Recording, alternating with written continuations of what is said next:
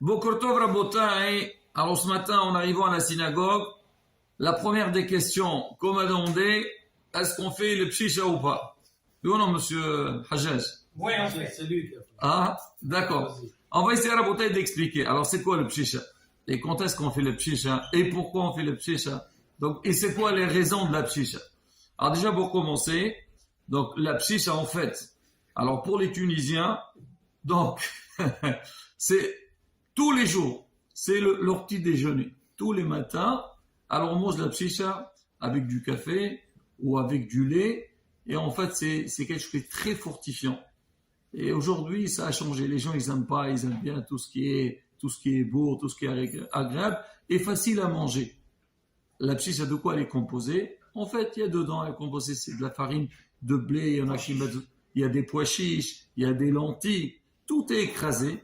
On fait de ça comme une genre au début, comme une farine, une poudre, et après, on la travaille avec de l'huile, et on met dedans aussi, on met des amandes, on met des dattes, mais vraiment, celui qui sait bien la faire, elle a un goût exceptionnel, et c'est très fortifiant. Moi, je me rappelle quand j'étais à Aix-les-Bains, il y avait un avraire, que lui, à la base, c'était un joueur de rugby. Il était très costaud. Alors, quand lui, il est d'origine tunisienne, alors, lui, le matin, il nous voyait. Nous, on est venu à Aix-les-Bains. Bon, on a bien, toujours, on amène avec nous. On est approvisionné avec tout ce qu'on mangeait. On a mis la pshisha. Il me dit, dis-moi, est-ce que tu peux me donner 2 petites cuillères? Il me dit 2 petites cuillères de pshisha. Moi, je reste toute la journée et j'ai pas besoin de manger autre chose. Voilà, tout ça, le lait, ça. C'est vrai, il faut manger tout ça. Mais pour dire que quoi, c'est quelque chose de très fortifiant. Ça, c'est ce qu'on mangeait tout le long de l'année. Ça, c'est, comment dire, ça fait partie des mets qu'on mange donc dans les foyers tunisiens. Maintenant, le soir de Rosh Nissan, c'est un peu particulier. Alors on dit que on a le minhag de faire donc une cérémonie à travers la pshisha. On va expliquer dans la suite. Alors où on a l'habitude de faire ça? Alors en Tunisie, aussi bien dans le nord que dans le sud. Moi à la base, on m'avait dit que c'était plutôt dans le sud qu'on faisait ça, mais je viens d'entendre que même à Tunis, même, voilà, monsieur Hajjaz, vous êtes de Tunis, on faisait ça aussi. Exactement. D'accord. Donc, c'est un minhag qui concerne tous les juifs tunisiens. Il y a aussi les Tripolitains. Tripolitains, ils font beaucoup, et eux, cette fête, ils la font d'une manière très, très festive. Aujourd'hui, ils essayent de faire ça aussi. On va en Israël. Ils font vraiment une soirée. Mais encore une fois, Rabotin veut faire la fête, il n'y a pas de souci, mais il faut respecter la fête. Parce qu'on va voir, les raisons de cette fête, ça vient pas, ça tombe pas du ciel comme ça. Il y a des raisons qui sont même des fois liées avec l'histoire du clan Israël. Et des fois, ils font des soirées, et dans la soirée, ils amènent des chanteuses ou des danseuses et tout. Rabotin, on a perdu le goût de ce minhag-là. Il faut faire les choses bien. Alors maintenant, les Tripolitains, ils faisaient chez eux à la maison, et Baruch Hashem. Donc il y avait toute la famille qui vient. Alors maintenant, donc on a dit de quoi elle est composée la pshisha. On l'a fait le Rosh Nissan. Alors comment ça se passe? En général, le soir de Rosh Nissan, on fait un repas de fête. En général, on fait couscous. D'accord? Exactement, marché et des boulettes et tout. Mais avant, on mange aussi les fèves et des œufs. Toujours en Tunisie, on sait quand il y a la fête, toujours au début, les fèves et les œufs. Vous savez pourquoi les fèves ou pas? Parce qu'en arabe, on dit les fèves, le foul. Et c'est vrai, il foul. C'est quoi il foul? C'est annoncer quelque chose de bien. D'accord? On foul, donc c'est la fête. Alors, on fait au début les fèves et avec des œufs, bien sûr, il y a les salades et tout. Après, le repas, en général, couscous avec de la viande. Et à la fin, on va faire la pshisha. Alors, comment ça marche? Alors, déjà, donc on a la pshisha, on fait aussi un qandil. Alors, dans le qandil, alors on met des bijoux. Il y a certains, même dans la pshisha, ils mettent des bijoux, mais bien sûr, il faut bien les laver, il faut bien les nettoyer et les mettre à l'intérieur. Et après, donc, on met cette poudre-là, donc de la pshisha. Et donc, chacun, alors, par exemple, on commence, on met le doigt, il verse l'huile et on essaie de tourner. On dit en arabe, c'est quoi? Ibeshish. C'est quoi ibeshish? Il mélange. Donc ça, le nom, pourquoi on l'appelle pshisha? Parce que ibeshish. On va voir aussi, c'est un sens aussi en hébreu le mot pshisha. Alors on tourne et on dit des phrases. Alors, il y a beaucoup donc, de manières de dire ces phrases-là. En fait, c'est quoi ces phrases? Akum Rosh Chodesh Nissan, c'est le début de l'année selon la Torah. On a vu Shabbat, Hachem dit à Moshe Rabbeinu, il dit que ce mois-ci de Nissan, c'est le premier mois de l'année. C'est-à-dire Rosh Hashanah, selon la Torah, c'est Rosh Chodesh Nissan. De la même manière que à Rosh Hashanah, on fait des vœux, on amène donc tout le Seder de Rosh Hashanah, on fait Yeratzon, on fait des demandes, on fait des vœux. Pareil aussi, Rosh Chodesh Nissan, quand c'est le début de l'année, selon la Torah, on va faire des demandes et surtout, on demande surtout pour la Parnassa. On dit ce minag de Pshis, ça c'est une grande ségoula pour la Parnassa et on fait des demandes. Alors, je vous lis ce qui est marqué, après je vous dis ce que nous on a l'habitude de dire. On dit, il y a tahrik bil Pshis, c'est-à-dire on tourne, il tourne bil Pshis, il y a fattah, c'est quoi fattah? Poter, celui qui ouvre, yarzaq, c'est quoi yarzaq? Il donne la Parnassa, c'est-à-dire la Parnassa, il y a halal al-biban, celui qui ouvre les portes, hanna alina, sois miséricordieux avec nous, waftah lana mkhaznak, ouvre-nous tes trésors. Je reviendrai sur cette phrase, ya fattah min ghayr maftah, toi tu ouvres sans clé.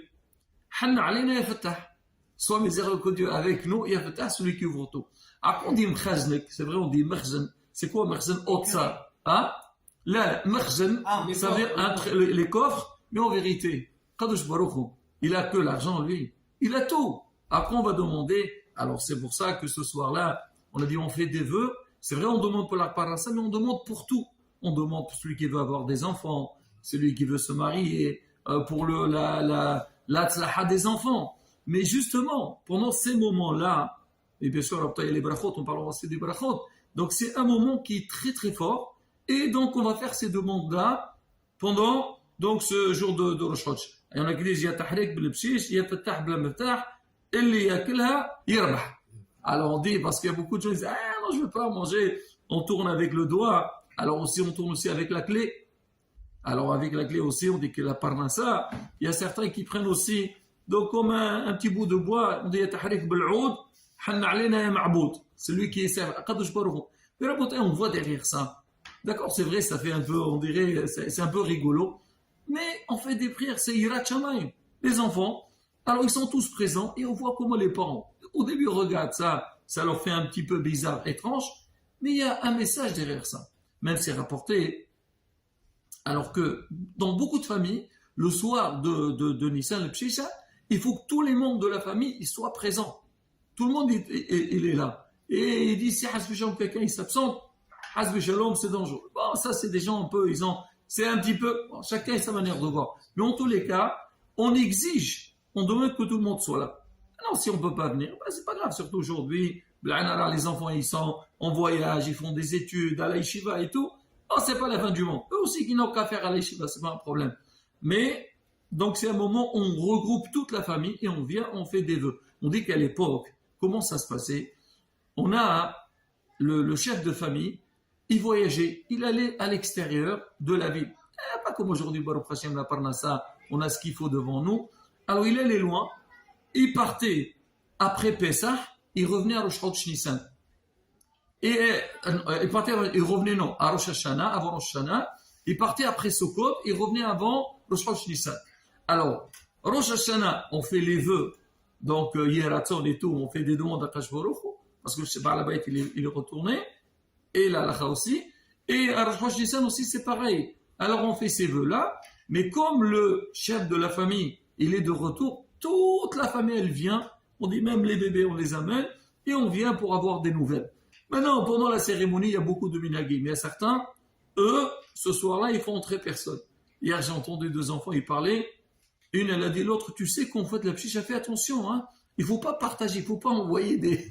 Parce qu'en général, les gens aujourd'hui, alors tout ce qu'ils font, ils se font filmer, ils l'envoient, ils partagent. C'est le monde de partage. On partage que les vidéos, mais on ne partage pas tout ce qu'on a pour les... Bon, les gens ils disent non, fais attention, le soir de ce Nissan, il faut que personne ne voit. Donc la pchicha qu'on fait. Rabotai. Bon, chacun fait ce qu'il veut, mais bon, il ne faut pas aller jusqu'à comme c'est marqué, il dit menhag stot, c'est-à-dire aller jusqu'à ce point-là. Non. Alors il y a certains, dès que la maman, elle commence à préparer la pchicha, à l'époque, on l'a préparée à la maison, jusqu'à maintenant. Baruch Hashem, certains, ils les préparent à la maison. Maintenant, si c'est difficile, on achète, Baruch Hashem, il n'y a pas de problème. Et depuis qu'elle commence à la préparer, alors personne n'a le droit de la voir et personne ne doit venir à la maison. Et quand ils ont fini de manger, alors ils doivent la finir entièrement, et si ça reste, ils la brûlent.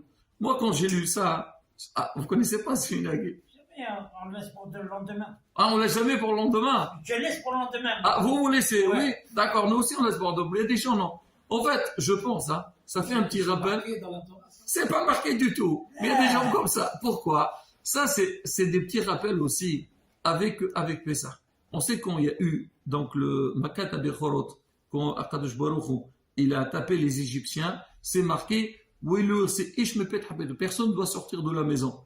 Eux, ils ont fait un parallèle avec ça. Personne ne sort de la maison. Tout le monde doit être ici. À la fin, parce que aussi, au sujet de Korban Pessah, aujourd'hui, il n'y a pas de Korban, on dit, tout ce qui reste, on doit le brûler. Eux aussi, ce qui reste, il faut le brûler. Donc, c'est un petit peu, et aussi, on dit que Pessah, le Hametz, balira et bali matzeh. Il faut pas qu'on a du Hametz à la maison. Eux aussi, la petite, personne ne la voit. Les gens, ils font des fois des petits parallèles. Bon, à la beauté, on va faire des parallèles, mais il faut pas entrer aussi dans des folies, et leur rien faire n'importe quoi. Ça, à la beauté, on a dit donc un petit peu par rapport à la psyche elle-même. Alors maintenant, on a dit on fait le qandil, aussi on met les bijoux. Il y en a qui disent, on fait ça, surtout les femmes, ils mettent dedans. Hazar Koubarou. Comme les femmes, elles n'ont pas participé dans le veau d'or. Et aussi, il y a le Mishkan. Donc, on a vu les parachutes, on vient de lire, depuis Trauma jusqu'à Wayaqel, on a fait l'inauguration du Mishkan. Donc, on a construit le Mishkan et on a mis des bijoux pour le Mishkan. Nous aussi, comme Rosh Chodesh Nissan, c'est le jour de l'inauguration du Mishkan, du sanctuaire. Alors, nous aussi, on fait la même chose, on met des bijoux à l'intérieur, dans le qandil. Voilà. Alors maintenant, le psyche elle-même aussi, on est vrai, on dit bassis. C'est quoi bassis? Bassis, c'est un support. D'accord? Alors on dit que au Beth Amikdash et au Mishkan, le jour de l'inauguration du Mishkan, on a mangé donc cette mélange qu'on appelle solet minha, la semoule, c'est le couscous. Et aussi on a fait prendre de la farine avec de l'huile et on l'a mélangé. Donc on dit, en souvenir de ça, on fait cette coutume-là. On dit aussi que quand les gens ils faisaient inaugurer une maison, quelqu'un dans une nouvelle maison, ils faisaient ce qu'on appelle Hanoukat Abayt. Hanoukat Abayt, toujours quand on entre dans une maison, alors on dit il faut faire des vrais Torah à l'intérieur. Pourquoi? Pour qu'il y ait de la kdusha dans la maison. On dit il y a l'odeur de la Torah dans la maison. Alors on mangeait aussi le pshisha. Comme ça c'était le minhag. Ils mangeaient le pshisha. On dit pareil aussi. Comme c'est... Hein? Il ne coupait pas le poisson. Le poisson, ça c'est autre chose. Ça c'est Qassan al-Houta. Quand les nouveaux mariés, une fois qu'ils se marient, alors 2 semaines plus tard, alors ils venaient, ils faisaient Hanoukat Bayt à la maison et ils coupaient le poisson. Qassan al-Houta, ça c'est autre chose. Ça c'est. Mais sinon qu'on fait, on entre dans une nouvelle maison, on dit qu'on faisait le pshisha. Certainement aussi se passait bassis. On appelle ça Ibn Pina, la pierre. Donc c'est du solide ça. Bien sûr c'est du solide. Alors maintenant on dit que, alors une fois j'ai fait ce cours et il y avait des Marocains. Ils m'ont dit oui, nous on a ce minhag, quand on entre dans une nouvelle maison, on mange un manger qui ressemble à ça et qui s'appelle aussi le pshisha. D'accord? La houta, c'est on a dit pour les nouveaux mariés. Pas pour la maison. Ouais, nouvelle maison. Pourquoi la nouvelle maison? Parce que les nouveaux mariés, ils vont aller dans une nouvelle maison. À quand ils font ça? Et pourquoi ils coupent le houta, vous croyez-vous? D'après vous? Bien sûr. D'accord. Ça, la vraie raison. Mon Oui. père m'a expliqué. Oui. Le jour du mariage, on casse un verre. Oui. Souhaite pour qu'on casse le verre, que l'Aïnara disparaisse. C'est vrai, il y a beaucoup. On casse. C'est vrai, on casse normalement, c'est en souvenir de l'exclusion. Mais il y a certains aussi, toujours commandent, ils cassent un verre ou ils cassent une assiette, ils taillent rien. Ça, c'est encore des autres nagues. Mais en tous les cas, la beauté, pas de toute façon, souvent, il y a des raisons derrière. Mais en tous les cas, donc, cette fête-là de Rosh Chodesh Nissan, elle est basée sur ça. Surtout, premier point, personnellement, je pense, c'est pour regrouper la famille. et surtout on est juste avant Pessah. Et à l'époque, on faisait la fête de Pessah tous ensemble. C'est le moment de faire une grande réunion. Comment on va dispatcher les tâches de la fête? C'est obligatoire, la famille se réunit. Non, c'est pas obligatoire. Mais à la base, c'était aussi un moment de réunion. On voit le chef de la famille. Malheureusement, aujourd'hui, on voit surtout en France, en Israël, partout. Chacun, il est occupé par ses affaires. Il faut qu'il y ait des moments dans l'année où la famille se regroupe. Mais bien sûr, se regroupe dans une bonne ambiance. Pas Hasbi Shalom, les cris, va savoir. Alors, et ça, donc tout le monde, déjà, les grands-parents, ils voient les enfants, les petits-enfants, ça leur fait plaisir. C'est important. Il y a toujours un message. Il faut savoir, quand tu vas voir les parents, il y a toujours un message qui est là. Même si on dit, qu'est-ce qu'il va voir? Si, tu peux pas savoir. Seulement les brachot qui te fait, les bénédictions qui te fait déjà, c'est énorme. Donc déjà, on a dit la famille se regroupe pour ça. On a dit on se prépare aussi pour la fête de Pessah. Il y a aussi, comme on a dit, le message, un rappel du Beth HaMikdash. On a parlé du veau d'or. Am Israël, il a fauté, il a fait le veau d'or. Donc nous, on doit faire attention, renforcer la Emouna, tous les prières qu'on fait. Et on Ya Rabbi, Ya Tahrik, on demande Ya Rabbi Arzaqna, donne-nous ça pour dire que quoi? Que tout est entre les mains d'Akadosh Baruch. Et quand on fait donc tous ces coutumes-là dans les normes, dans des manières qui sont logiques, des manières qui sont, comme on dit, pas Hasbi Shalom, n'importe quoi. Hein? Exactement. Il y a des fois, il y a un peu la hebel. Non, pas du tout. Et Bezat Hashem. Donc, on gagne gros. Et surtout, encore une fois, la imuna et l'éducation aux enfants. Et là, sans Bezat Hashem, comment on dit de faire cette fête-là dans la joie, dans la simha, dans la briout.